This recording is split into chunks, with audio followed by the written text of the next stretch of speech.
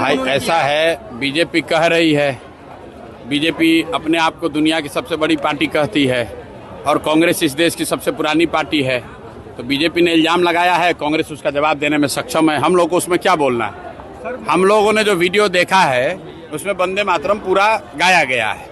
अब बीच में कौन रोक रहा था नहीं रोक रहा था वो तो सरकार को ही जानकारी होगी, उनको पता करना चाहिए।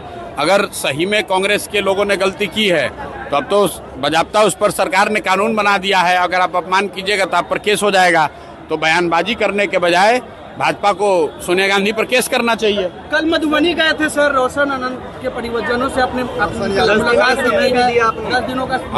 रोशन आनंद जो मधुबनी में, रोशन यादव जो है, रोशन यादव वहाँ बिलाट गांव के अरेर थाना का एक लड़का है जिसको 27 मई को पुलिस ने अपेरेंटली गलत तरीके से अरेस्ट कर लिया था और थाने में उसको टॉर्चर किया गया और बाद में 4 दिन के बाद जब लोगों को पता चला तो फिर उसको छोड़ा गया, फिर पुनः गिरफ्तार किया गया और अभी कारा में उसकी मृत्यु हुई है।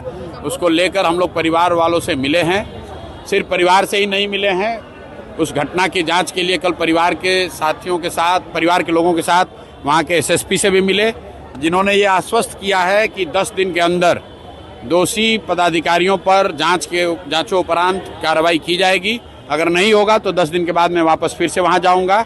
और जो उसका दूसरा पहलू है, कारा में जो उस लड़के की मृत्यु हुई है, पोस्टमार्टम रिपोर्ट आने के साथ ही हम लोग डीएम से, चीफ सेक्रेटरी से, सबसे मिलेंगे ताकि एनएचआरसी के गाइडलाइन के हिसाब से कारा में अगर किसी की मौत होती है तो जो सजा का प्रावधान है, जो अधिकारियों पे कार्रवाई होनी चाहिए, जो परिवार को कंपनसेशन मिलना चाहिए, उसको लेकर फॉलोअप किया जा सकता है।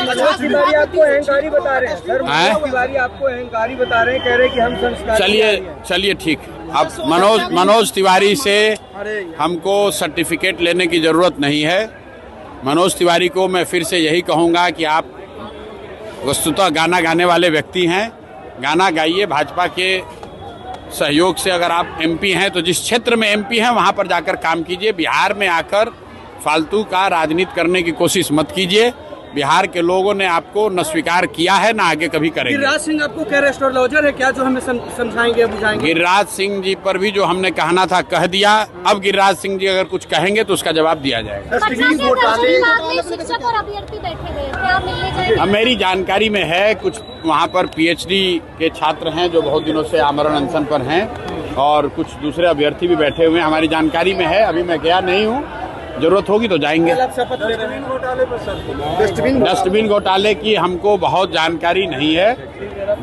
जो वीडियो पर मीडिया के माध्यम से हम लोग देख रहे हैं जिसमें ये बताया जा रहा है कि साधारण सा दिखने वाला 500 या 1000 रुपये का डस्टबिन अपेरेंटली 15,000 रुपये में खरीदा गया है।